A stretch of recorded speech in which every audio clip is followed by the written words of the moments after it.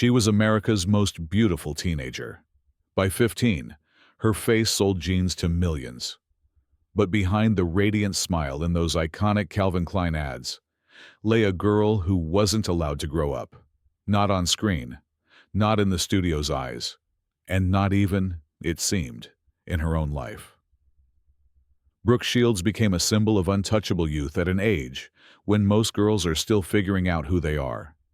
Yet the price of that perfection, the cost of being molded into an industry fantasy, would shape decades of her life in ways the public never fully understood. This is the story of a child star who had everything the camera craved, and almost nothing it couldn't see. The Calvin Klein ads arrived when Brooke was barely a teenager, launching her into a stratosphere of fame most people never experience. She was the most beautiful girl in America, but beauty, when commodified that early and that intensely, becomes a kind of cage, and Brooke would spend years learning what it cost to escape it. In the late 1970s, before social media, before reality TV, before anyone could escape their own image, a child's face on a billboard was destiny. Brooke Shields' mother, Teri, had been a model herself.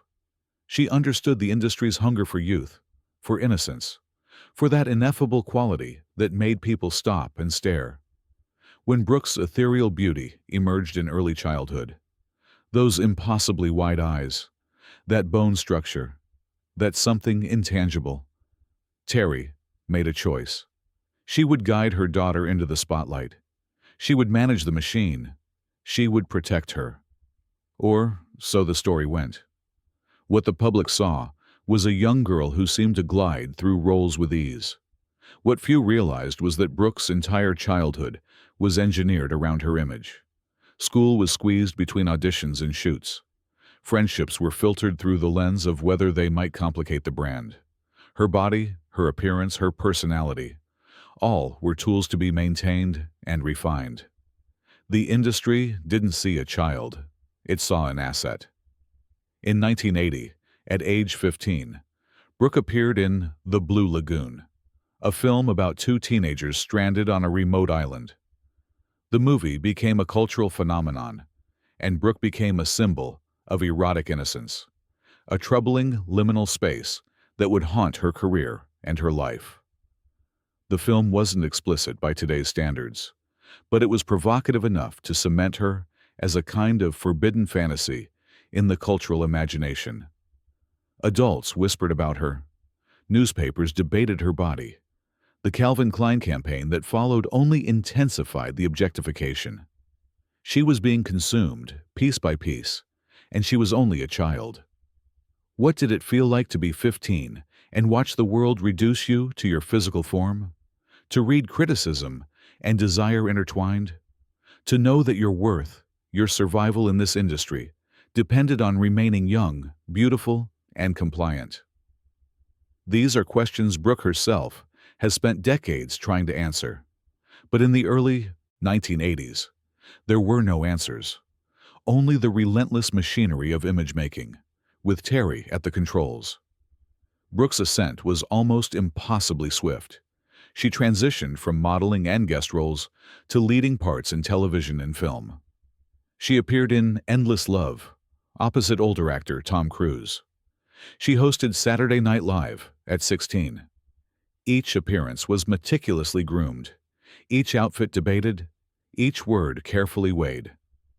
The industry had decided what Brooke Shields was supposed to be, and she was expected to deliver that version perfectly, every single time. The image was airbrushed and artificial, but that was precisely the point. In an era before the internet, before anyone could pull back the curtain, the persona was nearly complete. On screen and in photographs, Brooke was untouchable, ethereal, poised, impossibly beautiful. Behind the scenes, she was a teenage girl trying to navigate a world built by adults, for adults' consumption. Her mother remained her manager, her constant companion, and the architect of her career. Their relationship was bound up in the industry itself. Teri had invested everything, emotionally and financially, in Brooke's success. The line between a mother's ambition and a daughter's agency blurred into almost nothing. Brooke worked because her mother managed her work. She appeared because her mother booked her. She smiled because she was told to smile. Few questioned whether she had chosen any of this. Few asked what she wanted. The most troubling question wasn't asked at all. What was it doing to a girl to be wanted by everyone, but controlled by one person? By the mid-1980s, Brooke Shields had achieved something rare. She was famous not just among teenagers, but across demographics. Adults recognized her. Children knew her. She had appeared in dozens of films and television shows. She had graced magazine covers. She had been photographed in ways that blurred the line between art and exploitation. Yet with each success came a new constraint. The industry had cast her as the ingénue, the pure young woman, the symbol of an idealized femininity. That role carried strict boundaries. She couldn't do certain kinds of films. She couldn't be seen with the wrong people. She couldn't age or change or experiment with her image in ways that might shatter the carefully constructed fantasy. The very beauty that had opened doors was now used to lock them. Brooke attended Princeton University in the 1980s, a deliberate choice to step away from the industry for a time. But even her education became a matter of public fascination. The most beautiful girl in America was studying English literature. It was portrayed as noble, intellectually ambitious. But it was also another form of control, proof that she was not just a pretty face, that she had depth, that she was worthy of respect. Everything she did was interpreted through the lens of her image, and the image had been constructed by everyone except herself.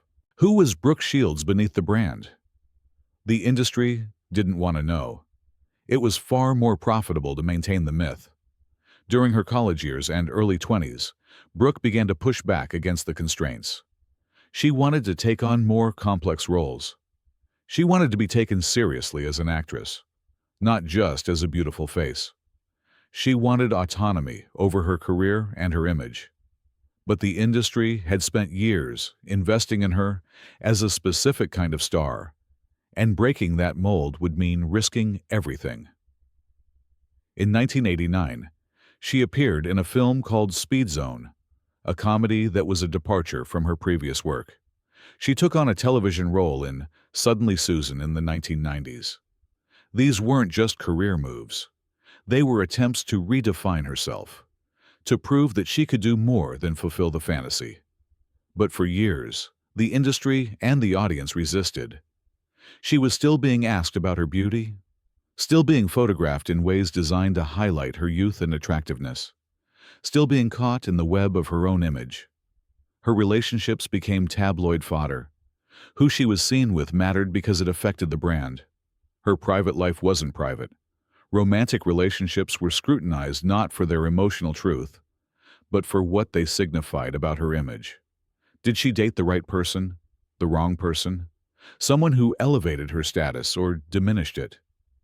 There was almost no space for simple human connection. What happens to a woman when her entire adult life has been narrated by forces outside herself? By the 1990s, Brooke had lived nearly 30 years in the public eye.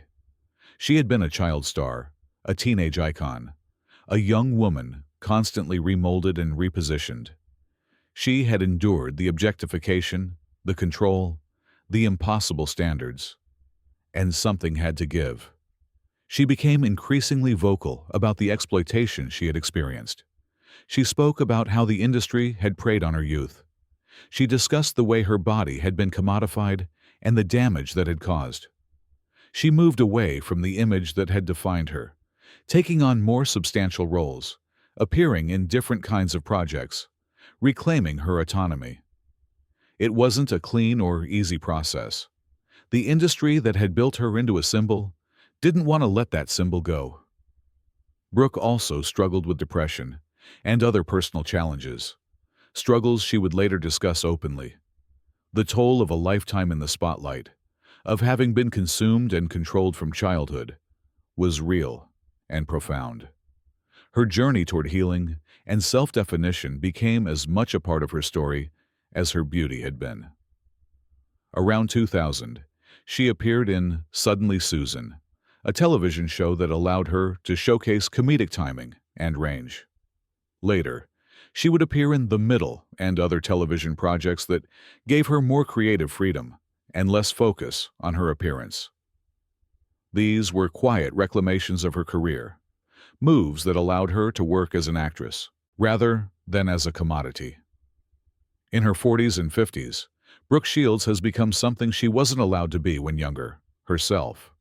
She has written memoirs and given interviews in which she speaks candidly about her childhood, the exploitation, the way the industry had used her.